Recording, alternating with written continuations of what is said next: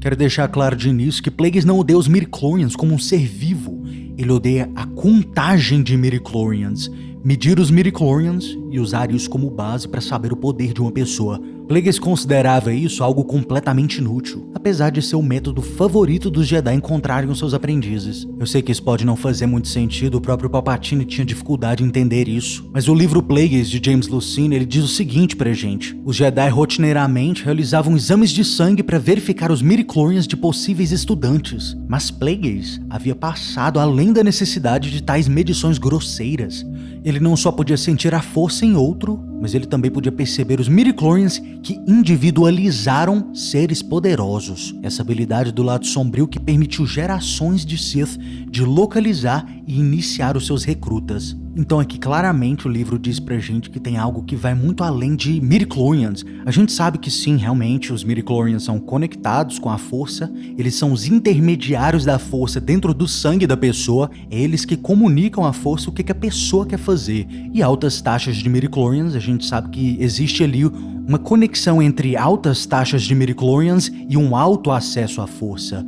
Mas ainda assim, para Plagueis isso é completamente inútil. E o próprio livro do Plagueis diz pra gente que os Sith usaram outra técnica para encontrar os seus aprendizes nesse milênio aí que passou. No livro a gente tem um diálogo muito interessante, 2 diálogos entre Palpatine e Darth Plagueis, onde eles explicam pra gente claramente porque os midichlorians são simplesmente inúteis. Discutindo a existência de Anakin Skywalker, suas altas taxas de midichlorians, a possibilidade dele ser o escolhido, Palpatine e Plagueis conversaram juntos e Palpatine disse o seguinte: mestre, uma vez você me disse que altas taxas de midichlorians nem sempre significam uma pessoa habilidosa com a força. Você mesmo disse isso pra mim. Plagueis respondeu ele: quando tentamos arrancar os poderes da vida e da morte da força, Palpatine, quando tentamos desequilibrar a balança, a força resiste aos nossos esforços. É ação e reação, Sidious.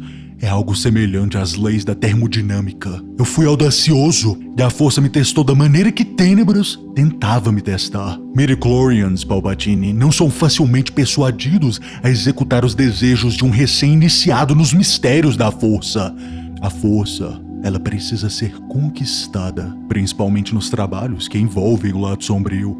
Ela deve ser assegurada que o Sith é capaz de aceitar a autoridade. Caso contrário, ela frustrará as intenções da pessoa, ela vai engenhar a má sorte, ela vai contra-atacar. Então aqui Plagueis deixa clarinho pra gente, o problema maior não é a quantidade de midichlorians, se é alto ou baixo, isso não importa. O que importa é a má sorte e a boa sorte da força.